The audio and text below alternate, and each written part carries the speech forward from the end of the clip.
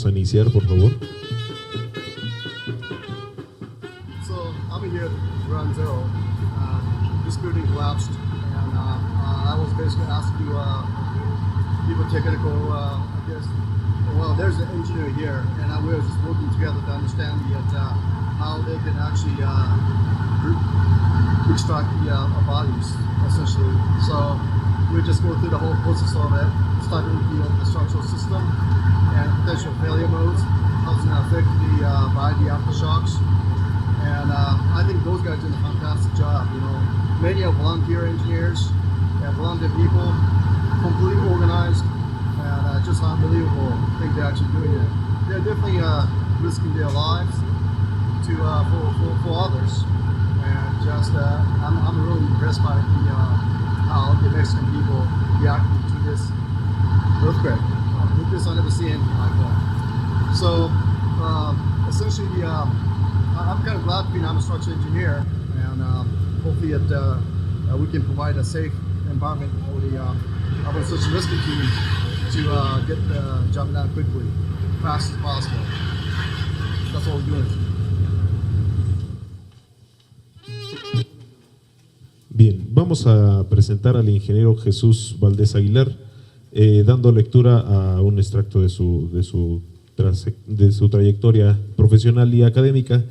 Él es ingeniero constructor, graduado con mención honorífica de la generación 90-94, orgullosamente por el Instituto Tecnológico de la Construcción.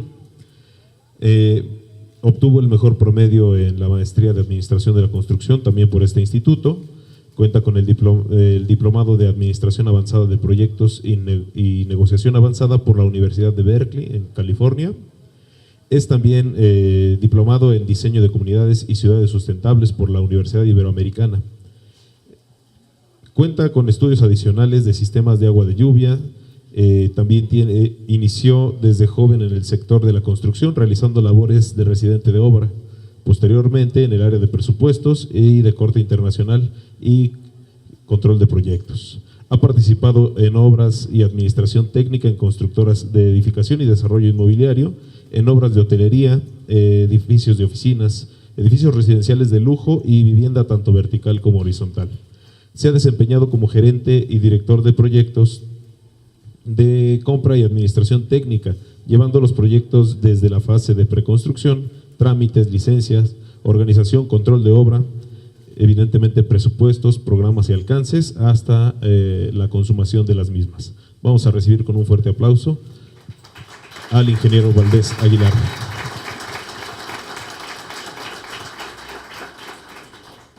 ¿Qué tal? Buenos días. Para mí es un gusto estar otra vez en esta sala. El 2 de noviembre del 95, en esta misma sala, yo hice mi examen profesional y nuevamente estoy aquí con mucho gusto.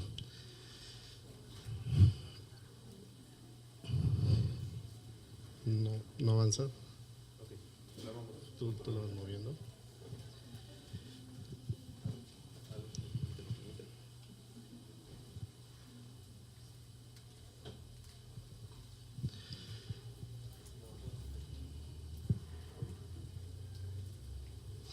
Bueno, la idea de esta plática es platicar un poquito del evento sísmico, de lo que nos tocó vivir en Álvaro Obregón 286 y al final sacar algunas reflexiones, lecciones aprendidas de lo que vivimos ahí y en general en la ciudad. Puse esta frase que es de Albert Einstein, que dice que en la crisis es donde nace la inventiva, los descubrimientos y las grandes estrategias. Quien supera la crisis se supera a sí mismo sin quedar superado. Quien atribuye a la crisis sus fracasos y penurias, violenta su propio talento y respeta más a los problemas que a las soluciones. Creo que eso nos pasó en Álvaro Obregón en los momentos de crisis, en menor medida en muchos otros puntos de colapso, y en las familias de la gente que estamos aquí en la ciudad lo vivimos en mayor o menor medida. Todos nos vamos a acordar dónde estábamos en el momento del sismo.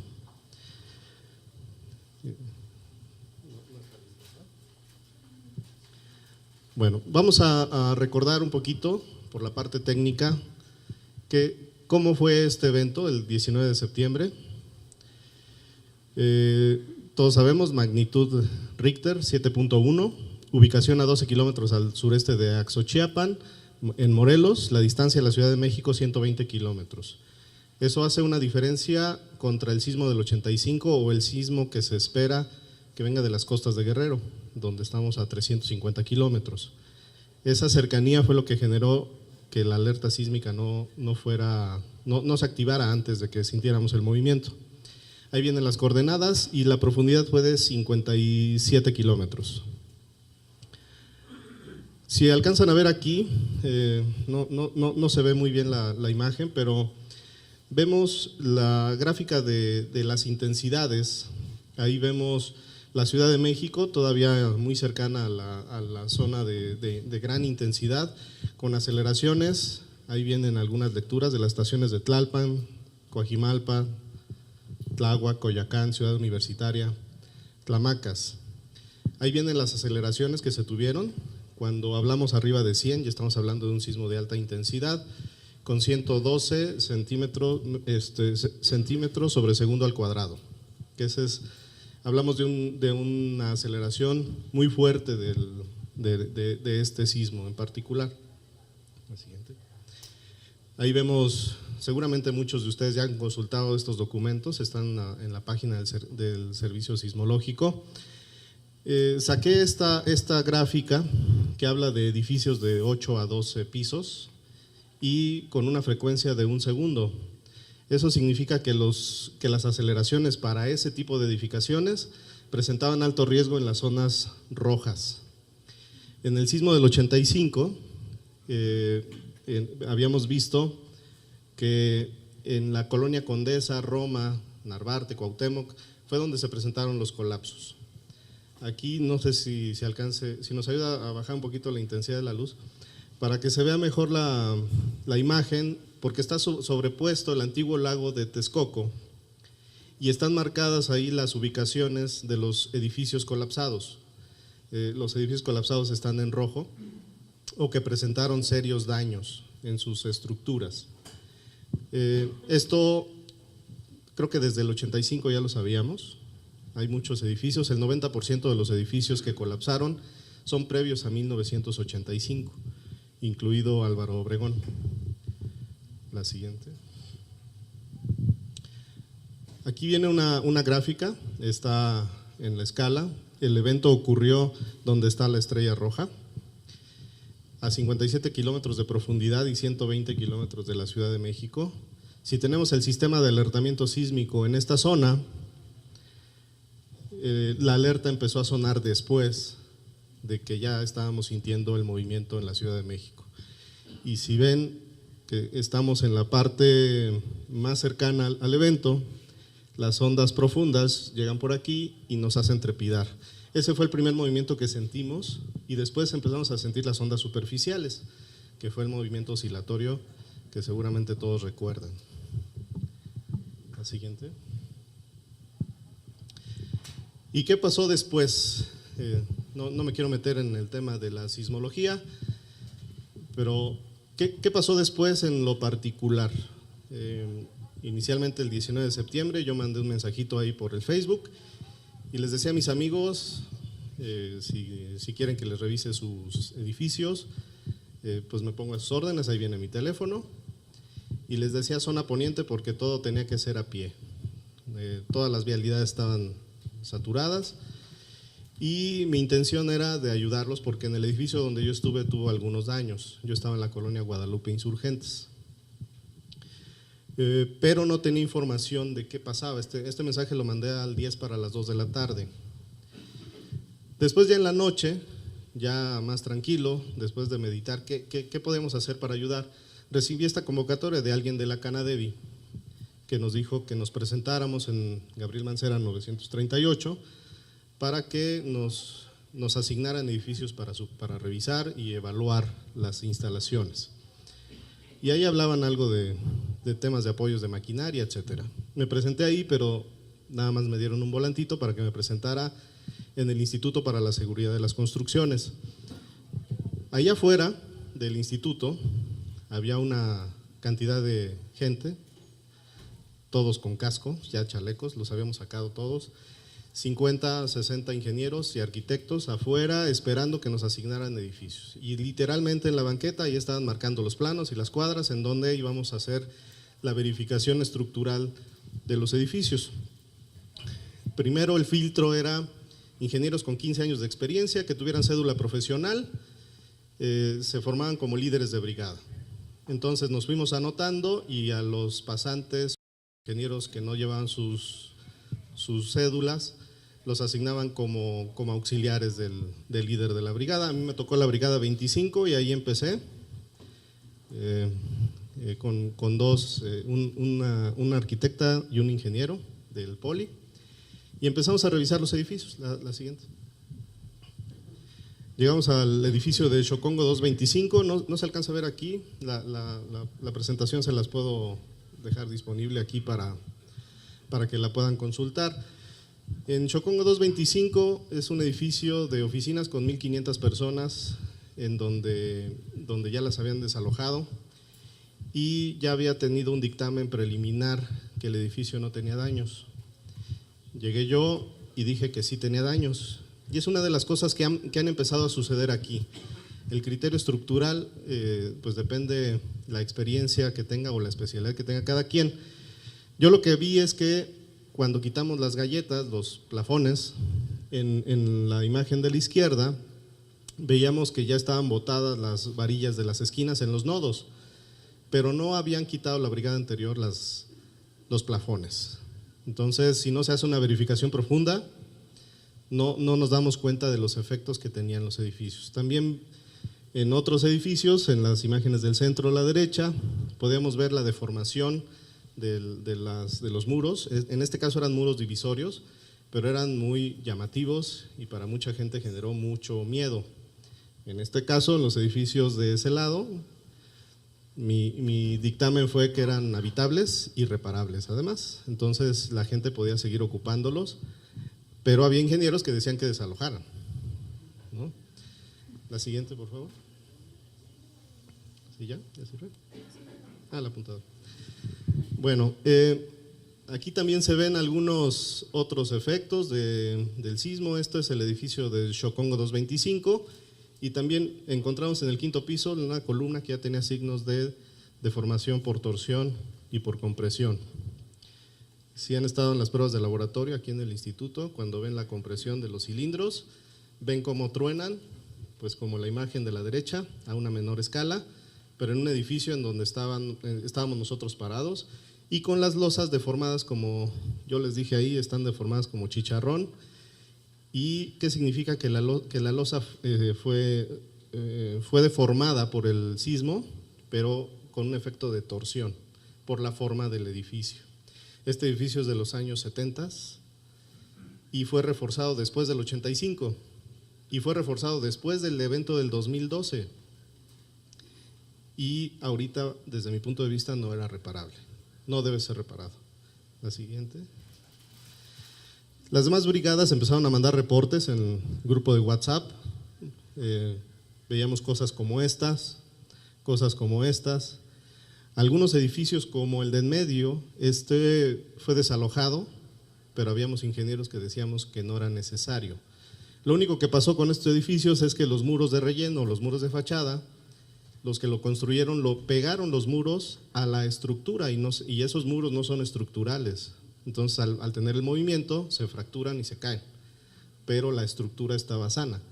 No así la imagen de la derecha, que tiene una columna que ya presenta signos de colapso, ¿no? Más adelante vamos a ver unas imágenes de Álvaro Obregón con casos mucho más críticos. Por ahí de las 4 de la tarde yo ya había revisado los edificios del día. Yo estaba en la colonia Cuauhtémoc, después me pasé a la colonia Roma, en la calle Sinaloa, y me habían asignado el edificio de Sinaloa número 56, pero otra brigada me lo ganó y mandaron un aviso que se requiera un ingeniero estructural en Álvaro Obregón 286 a petición del comandante del rescate. De hecho aquí está Tachis, Carlos Acevedo. que él era el que coordinaba muchas de las labores ahí en Álvaro Obregón y bueno, pidieron ingenieros estructurales, yo no sabía, Álvaro Obregón 286 yo no lo ubicaba como el punto de colapso y me presenté con mi brigada, de hecho lo que quedaba de la brigada porque ya se había ido una persona y me presenté a Álvaro Obregón para, pues según yo, evaluar un edificio con daños y hacer mi levantamiento de evaluación postsísmica, ¿no? Pero llego y veo la imagen de la derecha. Esa foto la tomé a las 4:18 de la tarde y pues me quedé un poco mudo, pero me acerqué al puesto de comando. La siguiente. Ahí está la imagen de Álvaro Obregón de Google Street View. Aquí vemos, aquí hago la observación, del lado izquierdo tenemos el edificio de quiropráctico con 5 niveles, del lado derecho tenemos la mueblería de Taglio, una casona de los años 40, y vean la estructura, aquí hago nada más la observación porque más adelante hago referencia, cómo estaba confinada, y así quedó como está en la foto del lado derecho. Esa fue una foto que se tomó el 19 de septiembre por la tarde. Lo primero que hice fue una inspección inicial, tratar de entender cómo era la estructura de concreto con base en columnas y losas nervadas de 25 centímetros de peralte, traves principales y capiteles, sin muros de cortante en el sentido oriente-poniente, pero sí tenía muros de cortante en los colindantes, entonces tenía restricción al movimiento de norte a sur, pero no de oriente a poniente. En la planta baja no estaba colapsada, pero era un solo cuerpo, lo que hoy le llamaríamos una losa transfer, una gran losa, en un solo cuerpo.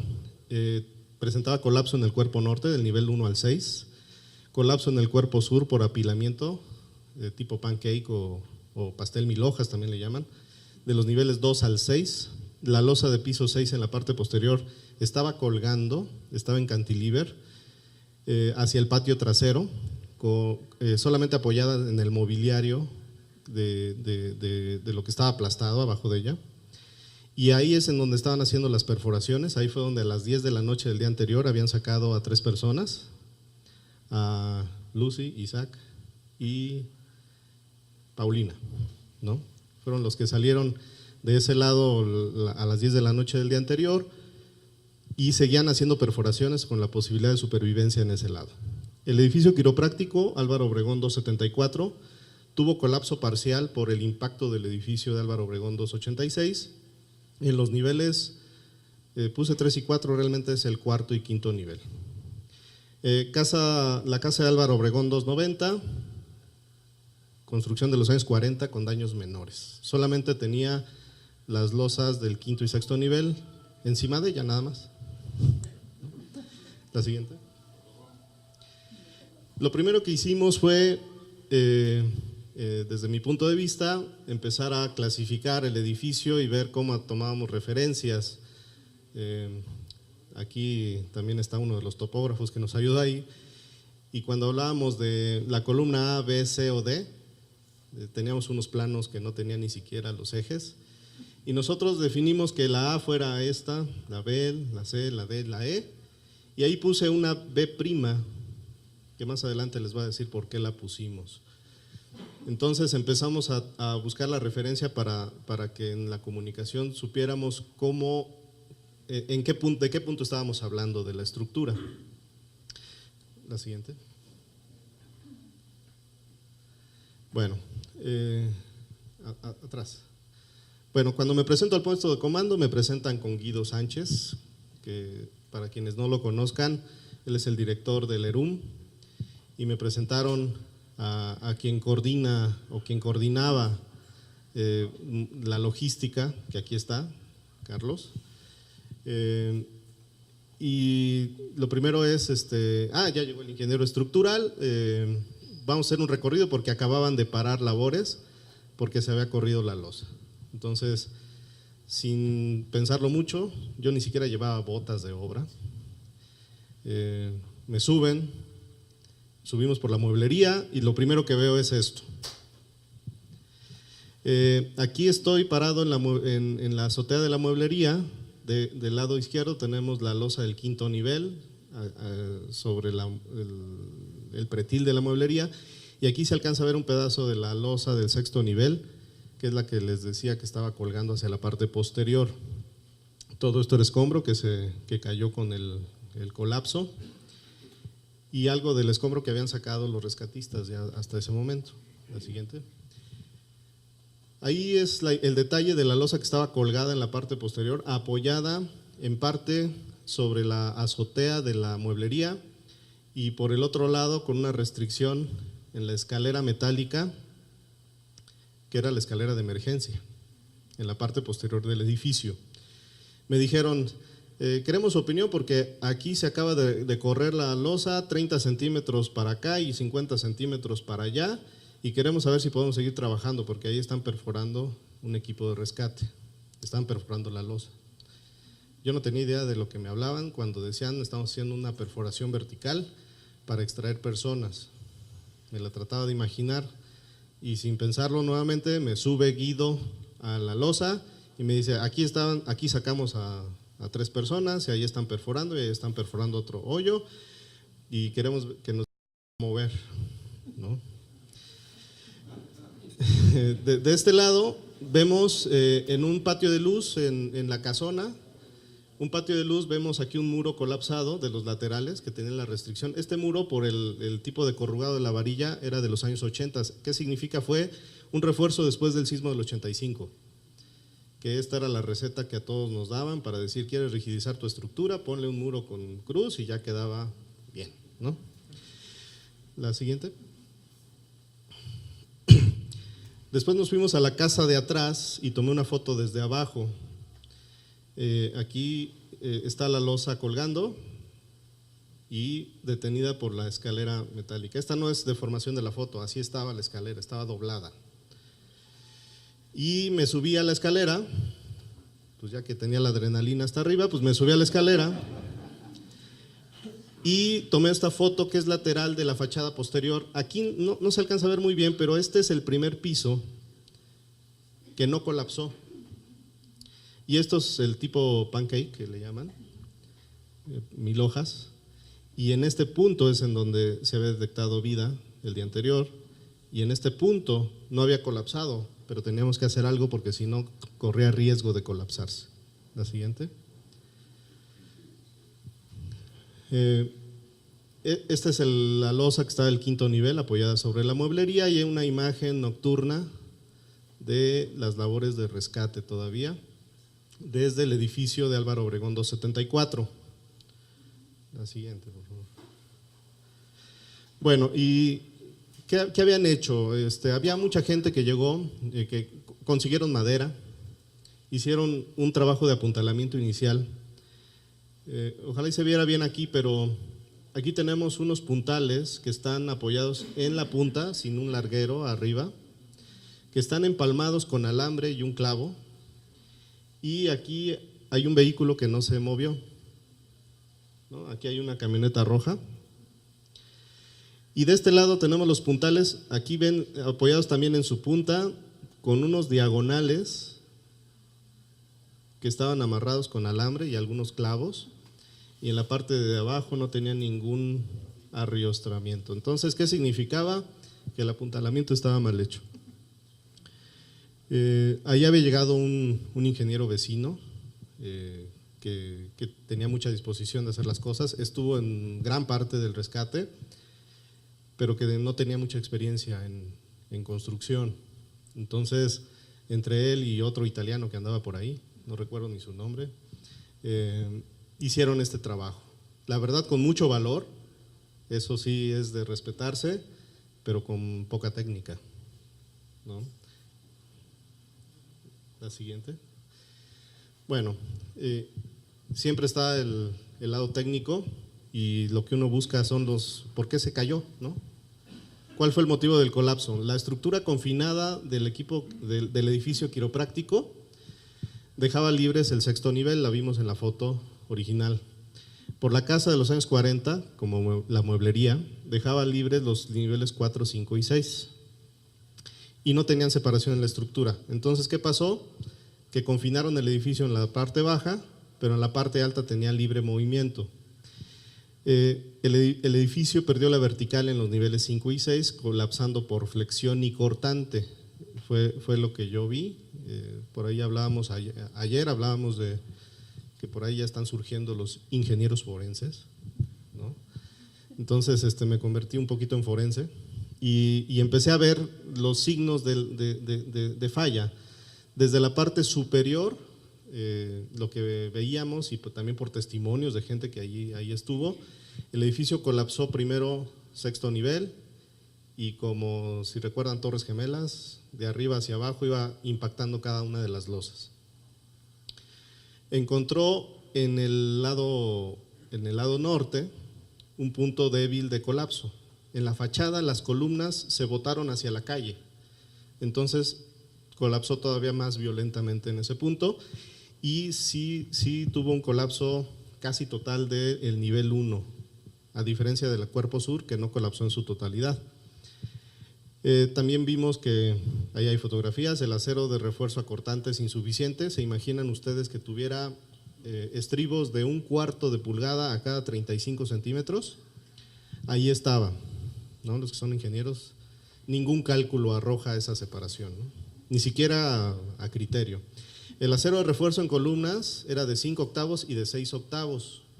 Estaban en las esquinas y a veces veíamos que había 6 varillas, a veces veíamos que había 4, no sabíamos cuál era el armado original. Las escuadras de amarre, según el reglamento desde el 87, ya tienen que ser a 135 grados, eso ya todos lo sabemos, bueno, los que nos dedicamos a esto, y ahí estaban a 90 grados y apenas dobladas para hacer el amarre. O sea, los estribos no servían prácticamente de nada. Y el concreto, pues se veía, yo les comentaba ahí que se veía como un mazapán, ¿no? Cuando lo doblan, así se veía el concreto. Se veía poco agregado grueso en el concreto, posiblemente fue hecho en obra, no lo sé. Y quizás su resistencia, ahora hablamos de concretos estructurales arriba de 250 y con algunos agregados especiales. Ese concreto era una especie de concreto convencional, quizás de 150 o 200 kilogramos centímetro cuadrado. Eso no, tendrían que hacerse pruebas para determinarlo. El siguiente. Ahí se alcanza a ver, y esto ya lo podremos ver con mayor claridad en la presentación. En estos puntos había unas varillas que aquí ya no están, pero estaba marcado su corrugado. Esas varillas son estas. Ahí estaba la columna, este es un nodo, aquí estaba la columna, esta columna ahí estaba. Este acero está oxidado, estos son alambrones de 1/4 y por ahí se ven las varillas de la trave que eran de 3 octavos o de media pulgada, ¿no? Por ahí llegaron algunos otros colegas y decían, bueno, pues es que estaba destinado a caerse, ¿no? Y de milagro no se había caído por el temblor del 7 de septiembre. La siguiente, por favor. Después nos metimos en la parte baja, poca gente entró en esta zona. Esta es una columna colapsada por compresión. ¿Se acuerdan que les puse el eje B'? El eje B tenía columnas alineadas en un sentido, pero esta columna, por alguna razón, no sé si arquitectónica, la remetieron como 1,5 metros y la sacaron de ese eje. Cuando colapsa en ese punto de falla, la columna era la única que estaba en esa posición y recibió el impacto de más o menos 200 toneladas por caer toda la estructura de golpe del sexto, quinto, cuarto, tercero, segundo niveles. Esta columna que está aquí, del lado derecho, es una columna que quedó colgada en la fachada. Aquí estaba un ingeniero con la cinta y donde vimos la separación. Aquí donde está la flecha, ahí se alcanza a ver dónde estaba el estribo de 1/4 de pulgada. Y aquí vimos que estaba uno a 30 centímetros, otro a 25, otro a 38. Entonces, realmente los estribos los utilizaban para fijar el acero de refuerzo a flexión. No había un cálculo de acero al cortante. La siguiente.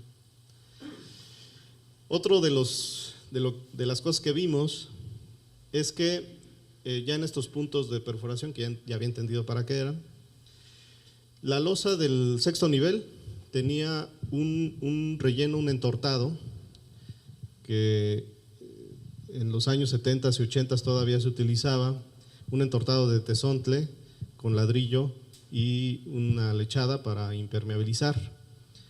En esta losa, en las esquinas, llegaba a tener hasta 50 centímetros. Y la losa del sexto nivel era una losa plana, con traves. Pero si nos asomábamos más hacia adentro, veíamos que la del quinto nivel también tenía un entortado y tenía un impermeabilizante.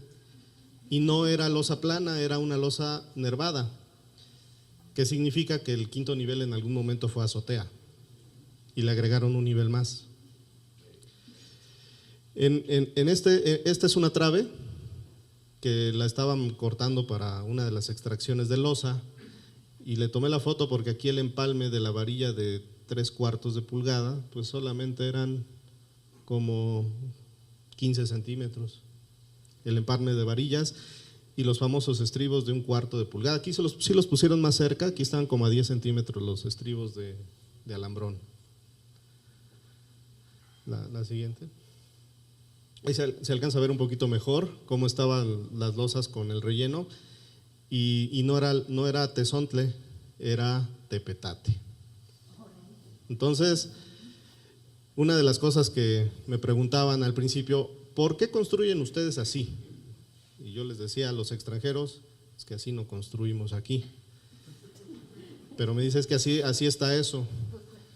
Digo, bueno, es que aquí alguien hizo las cosas muy mal, le agregó un nivel y lo hizo mal, ¿no? Entonces, también hubo otro tema que no viene en la presentación. En el cuarto nivel encontramos un bloque de acero, unas vigas, que yo supongo que era una base de antena. Entonces, eso hacía suponer que el cuarto nivel quizás también fue azotea en algún momento. Esa base de antena fue la que le salvó la vida a las 3 personas que rescataron ese día, ¿no? Porque generó un espacio vital, y para suerte de ellos, cuando se regresa la gente corriendo, los tira y se quedan ahí tirados, y eso les salva la vida. Entonces, es tratar de entender qué pasó y después ver qué hacemos para que no suceda, ¿no? La siguiente. También la evaluación no era solo Álvaro Obregón 286, sino estaba Álvaro Obregón 274. Este es el edificio de Álvaro Obregón 274, aquí está, pero recibió todo este impacto de todas estas losas, recibió 5 losas que le cayeron encima, realmente 4, pero una de ellas se recargó de forma lateral. Nos metimos a Álvaro Obregón 274, y en la escuela siempre nos dijeron que el acero es el que le da la resistencia a la flexión al concreto, y que el concreto no se considera que trabaje a la flexión, salvo que en pavimentos, ¿no? El módulo de resistencia. Bueno, pues aquí tenemos una losa en cantilever de alrededor de 2 metros, que no tenía acero en la parte superior. Entonces, ¿qué vemos aquí? Están colgadas las losas, porque recibió el impacto en esta foto, la del lado derecho, abajo, en esa foto recibió el impacto desde el lado izquierdo, y desgarró todo el acero, pero no tenía grapas. Álvaro Obregón 274 también tenía problemas estructurales, no tenía grapas, no tenía acero en la parte superior, y quedó como hamaca colgada la losa, y además sin acero de refuerzo, y arriba de esta losa había equipos de rescate cruzando. No se había apuntalado, y lo que hicimos fue lo que vi en la foto de arriba, fue meterle los puntales que afortunadamente una empresa nos llevó, y los colocamos de inmediato en esa posición, porque era un punto de acceso de rescatistas. La siguiente. Ahí se ve un poquito más claro la fachada trasera del 274. Aquí se ve una fotografía, un acercamiento de la losa nervada de Álvaro Obregón 274, sin acero en la parte superior, y solamente una varilla de 5/8 en la flexión. Aquí estaba haciendo una inspección el ingeniero Sebastián de Virta, de Francia, que estaba viendo Álvaro Obregón 274. La siguiente. Bueno, entonces, ¿qué había que hacer? Un plan de acción. Y ahí empezamos con una serie de peticiones y tomar decisiones. Apuntalar la planta baja en nivel 1 con brigadas especializadas en apuntalamiento para hacer un trabajo mejor. Monitorear la estructura de forma permanente en puntos claves, establecer límites de deformación. Monitorear las grietas y el desarrollo de las mismas. Autorizar cortes de elementos estructurales. Determinar sistemas de apuntalamiento para cada zona. Apuntalamiento de edificios contiguos, especialmente el Álvaro Obregón 274. Uno de los puntos más importantes es la autorización de cortes de elementos estructurales para el rescate de víctimas o generación de puntos de acceso a rescatistas. Teníamos que estar permanentemente ahí, diciéndoles hacia dónde mover la estructura, qué cortar o qué no cortar, y eso requería de meterse a las zonas de acceso. No se puede hacer el trabajo desde afuera. La siguiente.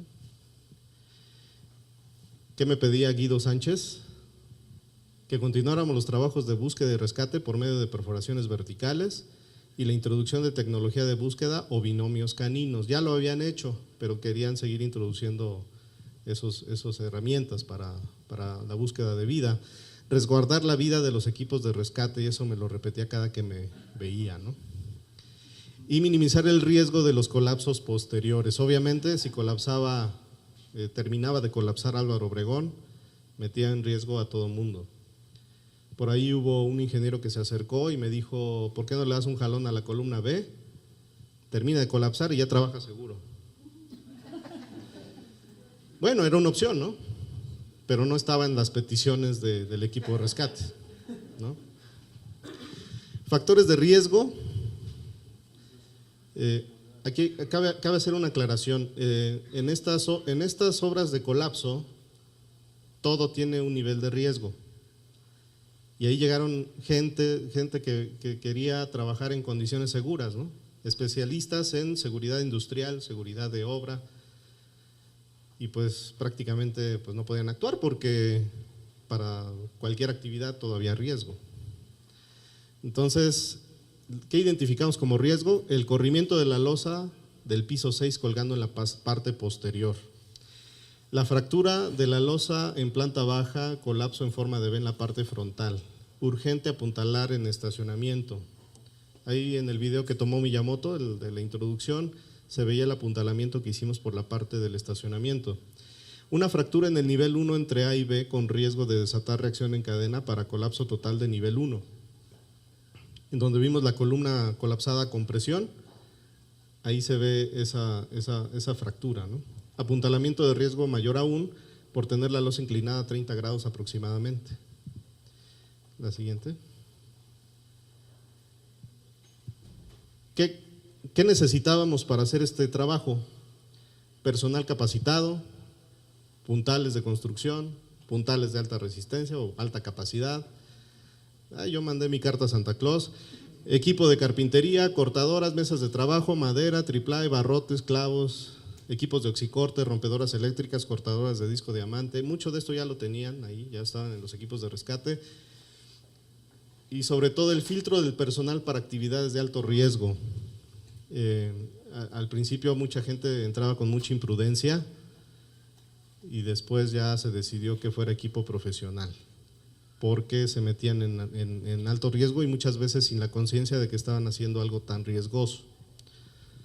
La siguiente. Ahí aparece el equipo de topografía.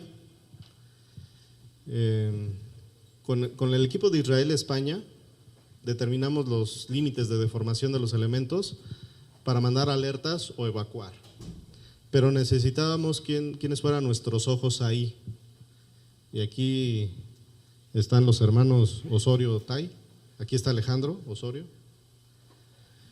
Del equipo de topógrafos, que todos empezamos ahí un poquito desorganizados. Aquí yo todavía no perdía mis gafas y mi casco no estaba tan sucio. Y estábamos buscando, recuerdo bien este momento, estábamos buscando un punto mejor para observar la estructura. Por eso Álvaro Obregón queda hacia la derecha y yo estaba papaloteando para acá, ¿no? Pero, ¿qué estábamos haciendo? Buscando dónde colocar el nivel. Este es un nivel. Para poder monitorear la estructura de mejor forma. Entonces decíamos la columna B, no debe de formarse más de 2 centímetros, fue lo que establecimos. Y aquí está Alejandro, mira. Subimos al topógrafo a una brigada con el nivel, quitamos una estatua que estaba por aquí. No le digan a la gente de gobierno que la cortamos porque ya la habíamos bajado cuando nos dijeron que sí la bajáramos, que nos autorizaban a hacerlo. Y desde este punto veíamos perfectamente los puntos de control de Álvaro Obregón desde el lado izquierdo y además el edificio de quiropráctico, que ese no le quitábamos el ojo, aunque no había labor de rescate ahí. La siguiente. Desde la parte trasera también teníamos otra estación total verificando la losa que estaba colgada. Aquí se ve mejor la perspectiva de la losa colgando en la parte trasera y la escalera de emergencia. En este momento creo que es cuando estábamos ya por levantarla, ¿no? La siguiente. Sí. Uy, falta mucho. Entonces, el equipo de topografía, los topógrafos llegaron por una convocatoria que por ahí cacharon los medios. Llegaron muchos topógrafos, afortunadamente. La siguiente. Esta era la columna que estábamos observando. La siguiente. Y el apuntalamiento, las brigadas de apuntalamiento, y hacíamos este trabajo por la parte inferior. Nos vamos a ir un poco más rápido. La siguiente. Ahí estamos. Aquí estamos de acuerdo ya con Estados Unidos, Israel, Japón, marcando cuáles eran los puntos de extracción, y aquí entendí cómo es que por los protocolos que tienen INSARAG o los equipos de rescate internacional, cómo hacen sus cuadrantes y la búsqueda, ¿no? La siguiente. Cambiamos la estrategia, decidimos el retiro de estructura por medio de la grúa, previa autorización y explicación a familiares. Ahí decían, necesitamos un ingeniero constructor, no alguien que sea estructurista para los cortes, y me decían si yo podía hacer ese trabajo y les dije obviamente que sí. Y planeamos la estrategia de corte con Israel y los equipos mexicanos y se empezó a retirar el equipo voluntario, rescatistas que no tenían tanta preparación. Ahí el problema era entre hebreo, español, inglés y japonés, ponerse de acuerdo, ¿no? Definimos que el retiro de losas aceleraría el proceso, ahí se ve un mapita. Y bueno, pues ahí estaba el equipo de Israel con Japón, que al final ellos no estuvieron de acuerdo y se retiraron porque ellos querían seguir haciendo perforación vertical. La siguiente. Y empezamos con el retiro de losas, ¿no? La siguiente. Seguramente en los medios vieron algunos retiros de estas losas. Algunas no salían completas como esta. Pesaban entre 8 y 28 toneladas. La siguiente. Y los topógrafos cada que hacíamos un movimiento checándolas, ¿no? A veces nos llovía, como en estas. La siguiente. Y ahí hicimos las maniobras para el retiro de la punta, que esa fue una de las labores más complicadas, ¿no? Así que nos saltamos este video para enseñarles el otro, la siguiente. Y después llegó España con todas estas actividades que resumo. Ellos quisieron entrar por un lado, quisieron entrar por arriba, quisieron entrar por otro lado, quisieron entrar por abajo, pero cuando ven que por abajo no pueden entrar por el alto riesgo, nos piden hacer un apuntalamiento. Ahí, en este punto, el 28 de septiembre, se hizo ese apuntalamiento, pero 5 células de trabajo abortaron el trabajo, la misión. No quisieron entrar equipos de rescate ni profesionales. Al final dijimos la Marina lo va a hacer, la Marina no lo hizo. Al final planeamos el trabajo con José Mesuro de España y el equipo de bomberos de Chihuahua. Ellos hicieron el trabajo y esa noche, bueno, casi 12 horas después, lograron hacer la perforación y extraer a Jorge Gómez Varo, que era el ciudadano español, y a otras 2 mexicanas que estaban ahí cerca. La siguiente. También ellos llevaron un georradar que realmente ayudó relativamente a ubicar algunos cuerpos. pero no era tan preciso.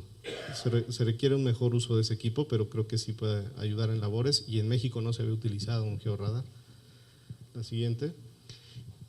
Y ahí está la parte de la maniobra de apuntalamiento. La siguiente. Y si quieres abrimos el video de zona crítica de Álvaro Obregón.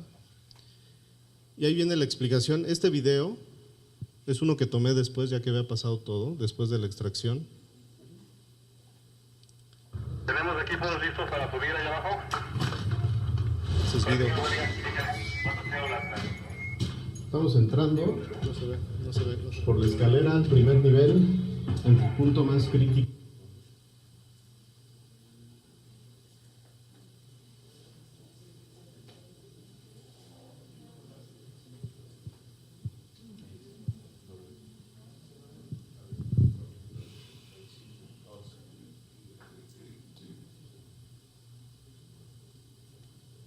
¿Tenemos equipos listos para subir allá abajo?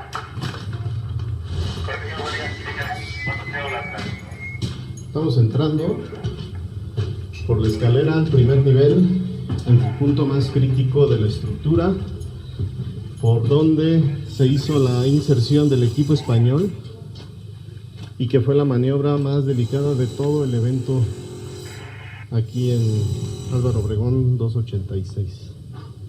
Aquí es en donde se extrajeron cadáveres, donde se encontró al ciudadano español, y fue el apuntalamiento que hizo el agrupamiento de Chihuahua, los bomberos de Chihuahua, y que nos ayudaron a hacer la extracción con los apuntalamientos allá al fondo. Si tú ves ahí, tenemos las cajas tipo mineras, los apuntalamientos rojos con puntales de 5 toneladas.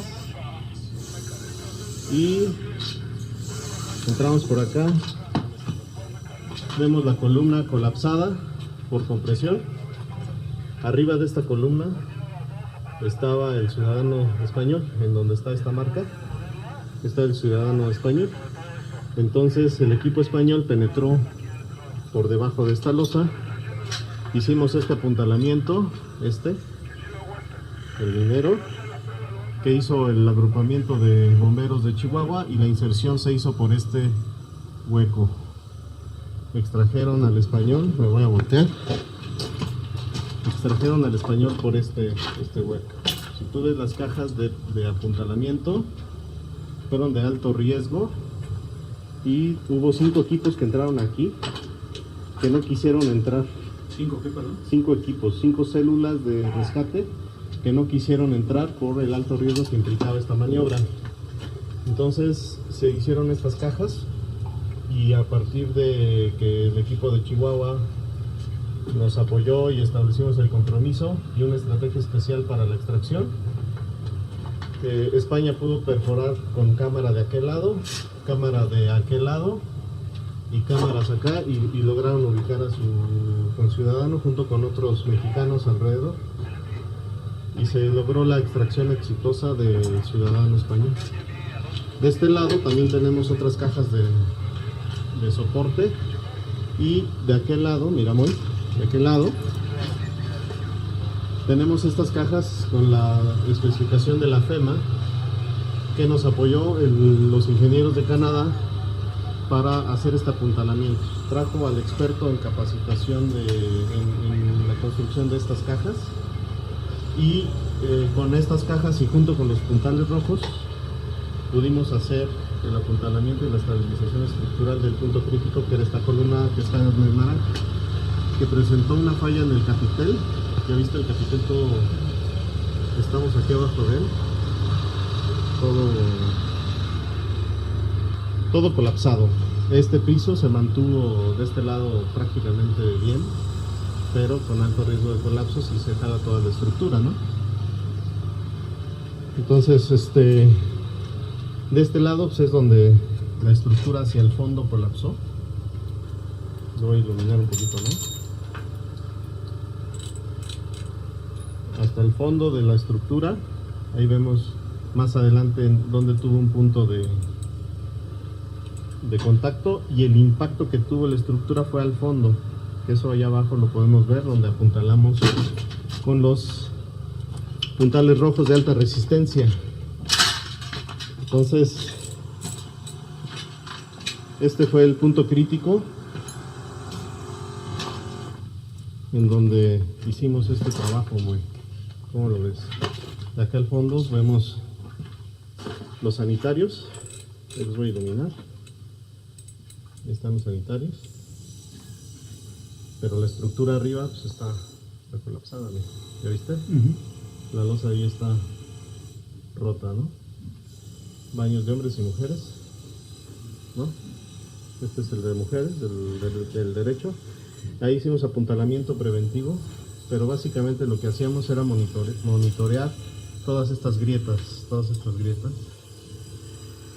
Pusimos algunos elementos de control, mira.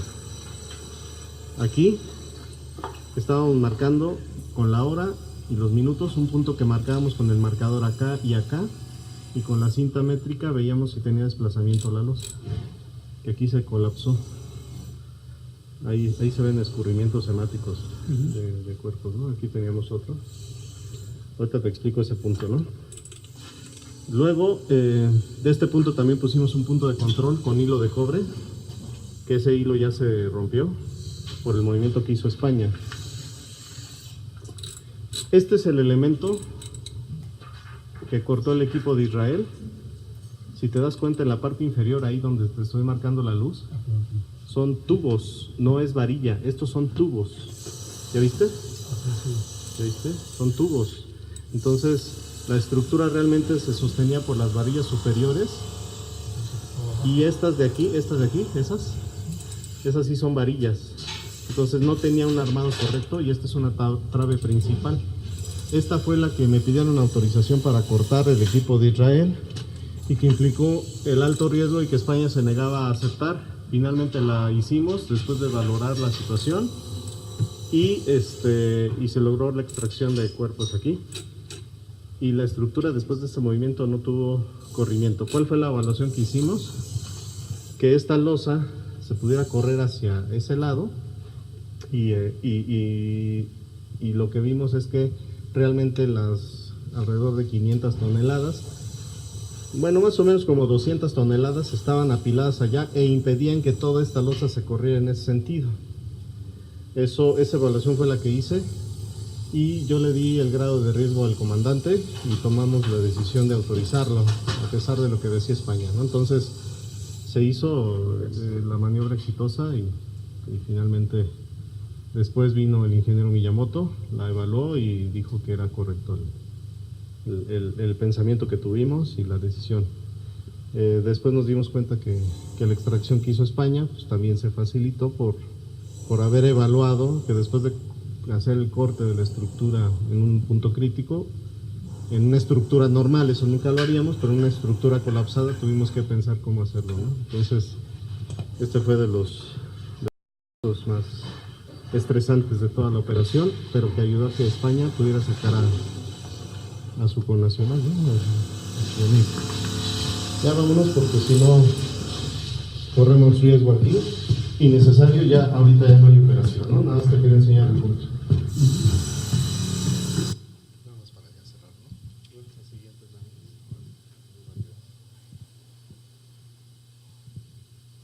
la siguiente. ¿Esta? Si quieres adelantar, ahí se ve la columna.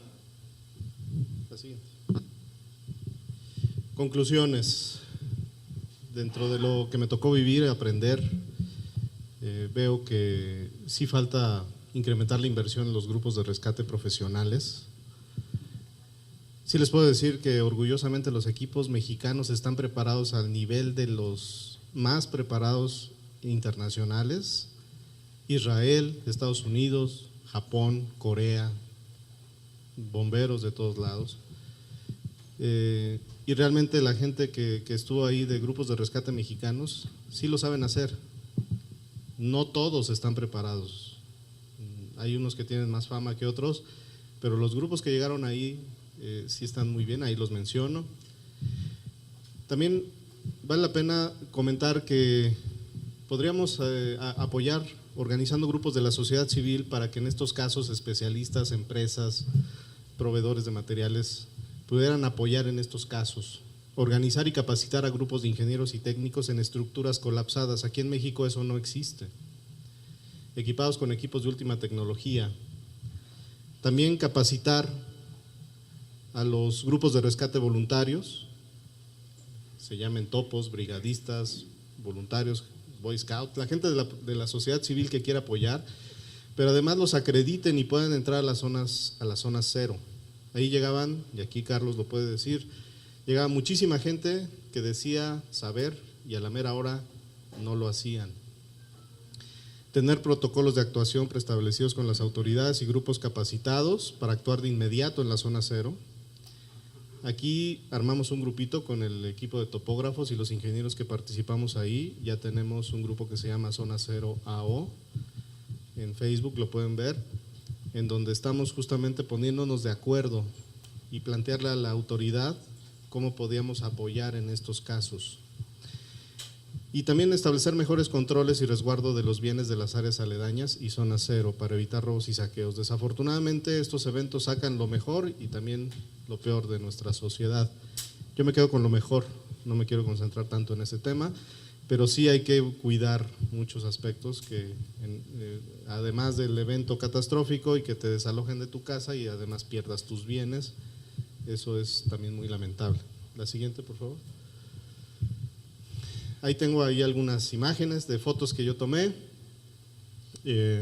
por ahí les mandaba yo unos memes de, esta no se alcanza a ver bien, esta es la estatua que al final tuvo le pusieron cobija, casco, gogles y… ¿no? Pero realmente Guido Sánchez decía, pues ya debieran dejar una estatua al topógrafo, ¿no? Cuando veíamos que la gente entraba y no estaban preparados, decían los voluntarios, pues sí, coordinaban y los equipaban, pero decíamos al final, es que tienen que ser acostumbrados a estas situaciones o filtrados, y alguien le puso aquí, pues voluntarios rifados, ¿no? O sea, que tuvieran valor. Aquí a Mesuro, José Mesuro, un gran compañero, ahorita seguro está viéndolo en vivo allá en España, está muy al pendiente de esta plática. Esta foto la tomé desde Álvaro Obregón 274, en el edificio estaban jalando con una cuerda, un chute para el cascajo, y aquí estaba gente de Marina, voluntarios, rescatistas, todos jalando ahí y con la bandera, ¿no? Me gustó la imagen. También ahí, Palacio Nacional, nos tomamos la foto con Frida, que me pareció haberla visto sin equipo, pero bueno, pues ahí ya estaba con el show. La siguiente. El agradecimiento a la gente de rescate. Esta foto la tomaste tú, ¿no, Carlos? ¿Esta? Todos los equipos de rescate replegados, porque a veces decían, es que no hay nadie trabajando ahí arriba, es que no se asomaban en la parte de atrás, estaban todos estos. Aquí estoy yo con Carlos Colín y el ingeniero número 13, ahorita les digo por qué el número 13, con Murillo, con Ochoa, Luis Vizcarra es el bombero de Chihuahua, aquí del lado izquierdo, Guido Sánchez y el comandante español. Fui a despedirlos al hotel NH, ahí estaba el equipo de la UME en España.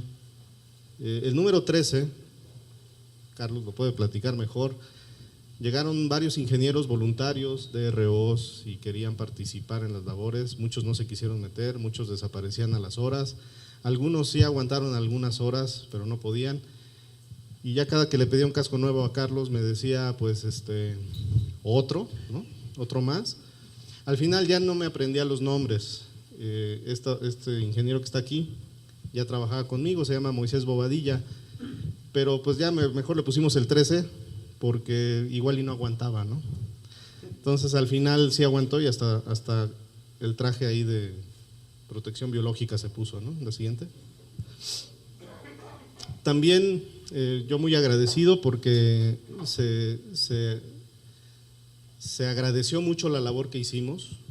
Aquí estoy con el doctor Carlos Valdés del Senapred, con Guido Sánchez, Golán, que es el comandante de Israel, los comandantes de España, y aquí puse esta foto especial de Tony, que era un rescatista, no rescatista, pero realmente era un voluntario que se formaba y se formaba y se formaba, y después me di cuenta que él salió vivo del piso 3 y quería rescatar a su amigo.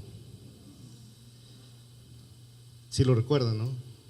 Él estuvo todo el tiempo y seguimos en comunicación, porque es un cuate que agradecía mucho lo que estábamos haciendo. Desafortunadamente su amigo fue el último que salió, ¿no? La siguiente. Mesuro. Estos son los equipos de ingenieros que nos fueron a apoyar ahí, por ahí me faltaron dos, pero no nos tomamos foto. Este es José Mesuro de España, el que está arriba es Albert Burrero de Canadá, Miyamoto, aquí estoy con los equipos de Francia, es Bastian y Sebastián, el número 13 Moisés, y el ingeniero Axel que me ayudó, Chamo, que me ayudó con el apuntalamiento inicial. La siguiente. Y la paga más grande, el reconocimiento. Aquí está Miyamoto en el video que publicó en internet, otra vez el embajador de España, y esta es la foto representativa que dejó España, que está colgada en el ERUM, donde aparece gente del ERUM, una mujer, un hombre, dos miembros de la UME, y me pusieron ahí en medio, como parte del equipo de rescate, siendo yo voluntario. Pero realmente no fui nada más yo, hubo un equipo de gente atrás, muchas veces no muy visibles, y pues ellos eligieron esta imagen como la representativa del evento, ¿no? La siguiente. Después nos invitaron a Palacio Nacional y pues ya con el reconocimiento en general a todos los equipos de rescate. Aquí estoy otra vez con Guido, con Colín, con Chamo, aquí está Carlos, que aquí nos acompaña hoy, la gente de Secretaría de Gobernación y el equipo ahí en Palacio Nacional tomando la fotografía y bueno, el reconocimiento que se dio por presidencia. La siguiente. Bueno, muchas gracias por el tiempo. Aquí dejo las ligas, más información, más detalles. Kit Miyamoto documentó muy bien esto, tiene algunos videos, habla muy bien de lo que se hizo, el trabajo técnico en Álvaro Obregón, algunas entrevistas que algunos medios me hicieron y los videos que yo tomé, ya también los subí a Facebook, a YouTube, y ahí ustedes los pueden consultar, vienen las ligas también en la presentación, ¿no? Este del Excelsior no era originalmente una entrevista, sino que me localizó la reportera, porque ella ya había localizado a Alberto Burrero, que es el ingeniero que vino de Canadá, y traía algunas historias ahí un poco torcidas de lo que había sucedido en el evento. Terminamos aclarándolas todas y bueno, terminamos en un reportaje que hizo ahí en el Excelsior, ¿no? La siguiente.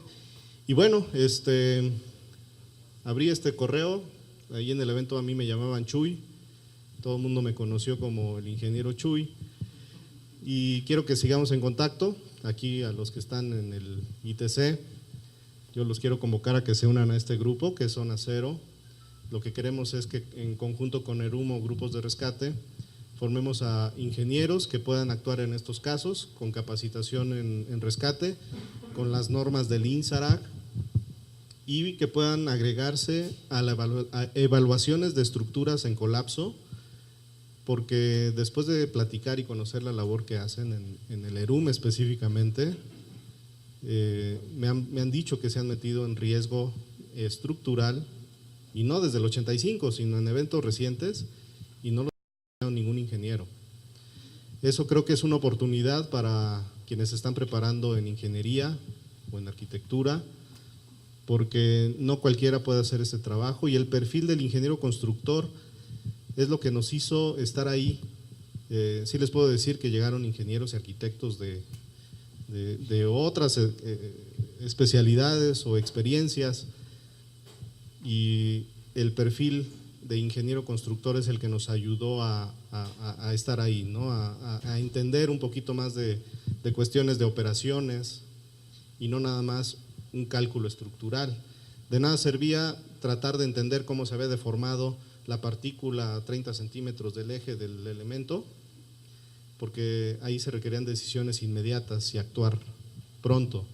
Los criterios estructurales yo los obtuve aquí en el Instituto Tecnológico, de la construcción. Y la experiencia también me ayudó a poder organizar a grupos y hacer las labores.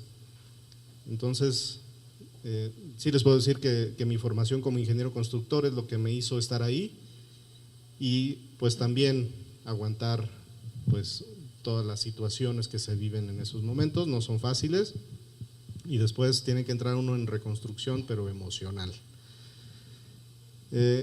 También agradezco aquí al Colegio de Ingenieros Constructores, que fue con quien hicimos la liga para hacer esta presentación. Y bueno, pues ahí pueden tomar nota de mi correo y si no, aquí lo dejo a su disposición. Muchas gracias. Vamos a brindar un fuerte aplauso al ingeniero Jesús Valdés Aguilar.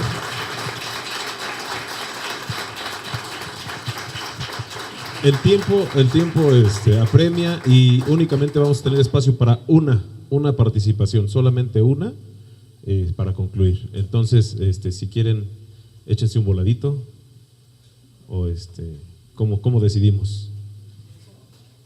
¿A golpes? No.